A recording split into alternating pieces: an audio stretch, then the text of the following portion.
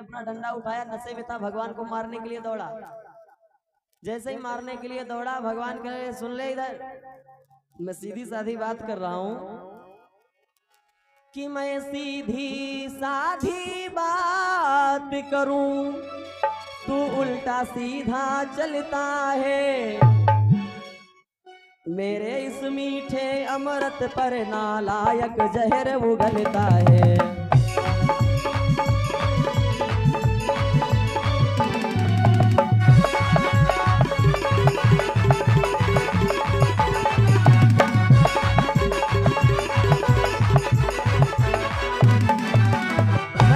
साधी बात करूं तो उल्टा सीधा चलता है, मेरे इस मीठे अमृत पर नालायक जहर उबलता है। जो ज्यादा बात बढ़ाएगा तो खत्म तेरी जिंदगानी होगी। देवी पर चढ़ने से पहले धोबी की यही कुर्बानी होगी। धोबी ने एक डंडा उठाया, जैसे ही मारना चाहा, प्रभु ने 2 उंगली से थप्पड़ लगाया। 2 उंगली से नाथ ने दिया तमाचा खींच, लौट गया धड़ भूमि पर गया अमरपुर नीच। धोबी के प्राणों का अंत कर दिया। ये धोबी और कोई नहीं, ये त्रेता युग का वही धोबी है जिसके कहने पर भगवान राम ने सीता मैया को वनवास भेजा था, परित्याग किया था। जिस धोबी के कहने पर सीता मैया का परित्याग किया था, आज वही धोबी ये द्वापर में भी आ गया। भगवान ने इसका उद्धार किया वध करके। आगे बढ़े, एक दर्जी से भेंट होती है। भगवान ने धोबी के जो कपड़े पहने थे, ग्वाल वाल थे, वो सब छोटे बड़े कपड़े थे, बिल्कुल फिट नहीं थे। आगे दर्जी से भेंट हुई। दर्जी से भगवान ने कहा देखो भैया, हमारे वस्त्र तो हैं लेकिन वस्त्र हमारे फिट नहीं है बिल्कुल, थोड़ा इनको सही कर सकते हो। दर्जी भगवान का भक्त था। आगे बढ़ करके भगवान की आज्ञा मान करके दर्जी ने भगवान के वस्त्र को सही किया। प्रभु ने धोबी को आशीर्वाद दिया, जाओ। प्रभु बोले जन्म सुखी रहकर मुझ ही में फूले रहो सदा, फूलों की तरह फूलो और फलो फूलों में फूले रहो सदा। आशीर्वाद दिया, जाओ, मेरा आशीर्वाद हमेशा तुम्हारे साथ है, सदा तुम सुखी रहो। धोबी को आशीर्वाद दिया। आगे बढ़े तो एक 3 जगह से टेढ़ी काली कुरूप एक कुब्जा आ रही है, जो रोज प्रातः काल आरती और चंदन करने जाती थी महाराज कंस को। प्रभु ने रोक लिया, कहने लगे हे मृगनयनी ठहर जाओ। कुब्जा रुक गई और कहने लगी वाह, अभी तक तो मथुरा वाले ही मेरा उपहास उड़ाते थे, अब तो आप भी मेरा उपहास उड़ा रहे हो। अरे मैं 3 जगह से टेढ़ी हूँ, इतनी मेरी कमर झुकी है, मुझे मृगनयनी कह रहे हो, सुंदरी कह रहे हो, मेरा मजाक उड़ा रहे हो। प्रभु कहने लगे नहीं, हम तो मजाक तो नहीं उड़ा रहे हैं, हम तो सच कह रहे हैं। कहाँ जा रही हो? कुब्जा ने बताया मैं रोज प्रातः काल महाराज कंस को तिलक करने जाती हूँ, चंदन लगाने जाती हूँ। प्रभु ने कहा अगर हमें भी थोड़ा चंदन लगा देती तो सही रहता। कुब्जा प्रभु को चंदन टीका करती है। कुब्जा ने हाथ जोड़ के प्रभु से कहा कि देखो प्रभु, हम 3 जगह से टेढ़ी हैं, मेरी कमर नीचे झुकी है, आप थोड़े लंबे हो, अगर आप झुक जाओ तो हम आपको तिलक कर दें। दाऊ भैया की तरफ देखा प्रभु ने, दाऊ भैया से कहा दाऊ भैया आप कहो तो मैं अभी इसका दुख दूर कर दूं, मैं इसको सीधी कर दूं। दाऊ भैया ने कहा कन्हैया शुभ काम में देरी कैसी। भगवान ने पैर के ऊपर पैर रखा, ठोड़ी में हाथ लगाया, धीरे से उठा दिया। 3 जगह से टेढ़ी थी वो बिल्कुल सीधी हो गई। काली कुरूप थी वो सुंदरी हो गई। प्रभु ने उसको आशीर्वाद दिया कुब्जा को। वहां से आगे बढ़े, मार्ग में जा रहे हैं। मोहन के हाथ लगाते ही कुबरी मिटकर छविवान हुई, फट गया एकाएक पर्दा, सा वह दासी देवी समान हुई।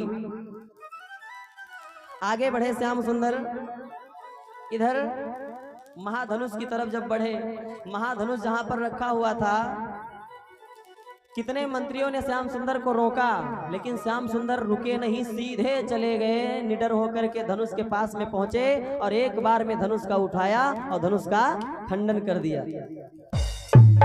धनुष का खंडन कर दिया। जितने मंत्री थे सब एकदम से टूट पड़े कन्हैया के ऊपर। एक एक करके बलराम दाऊ और कन्हैया सभी मंत्रियों सिपाहियों को खत्म कर दिया, मार दिया।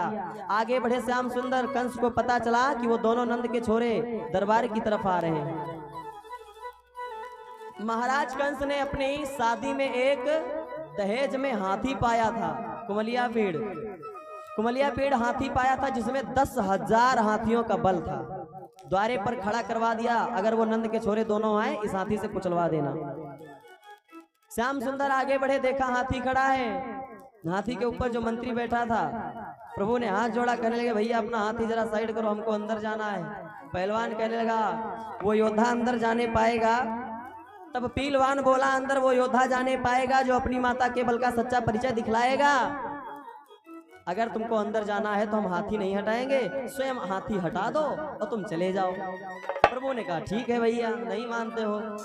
आगे गए श्याम सुंदर, पीछे से गए बलदाऊ। बलदाऊ ने अपना मूसल उठाया और भगवान श्याम सुंदर ने तेजी से घूसा बनाया। जैसे ही मस्तक पे मारा तो हाथी एक ही बार में धराशायी हो गया। हाथी के दोनों दांत तोड़ डाले प्रभु ने। तेजी से फिर से घूसा मारा तो उसके प्राणों का अंत हो गया। कुमलिया पीड़ हाथी मारा गया जिसमें 10,000 हाथियों का बल था। आगे कंस ने, जो दंगल खेलते हैं पहलवान, 4-6 गुंडों को लगा दिया कि अगर वो दोनों आए तो उनको अखाड़े में ले जाकर के उनको मार दो। जैसे ही श्याम सुंदर आगे बढ़े,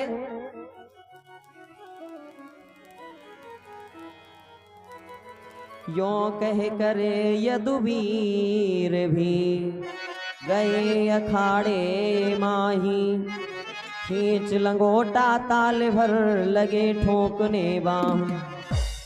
शंख और चारों पहलवान हाथ कृष्ण से मिला रहे, जगत खिलाड़ी खिलवाड़ों में खेल खेल में खिला रहे।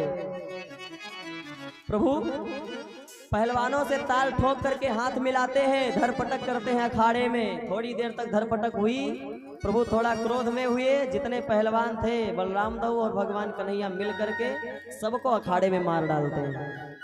अब तो भैया कंस के पास जब खबर पहुंची तो कंस ने विचार किया कि अब तो कुछ बचा नहीं है। भागने की सोचा, राज दरबार में बैठा था, सामने से देखा कन्हैया आ रहे हैं। जैसे ही देखा श्याम सुंदर को सामने, एकदम से डर गया। सिंहासन को छोड़ करके भागने की सोचता है। जब देखा सिर पर काल खड़ा तो कंसासुर तत्काल उठा। जी ने तो कहा निकल भागो, लेकिन तलवार में निकाल उठा।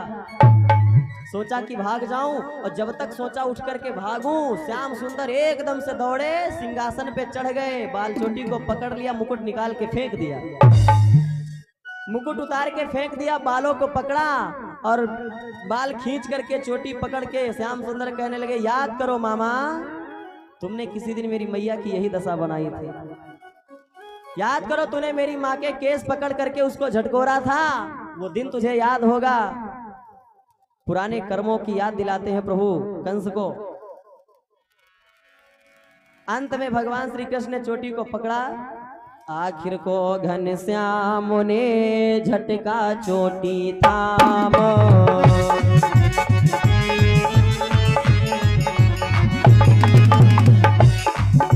प्राण छोड़ कर कंस को पहुंचायो सुरधाम।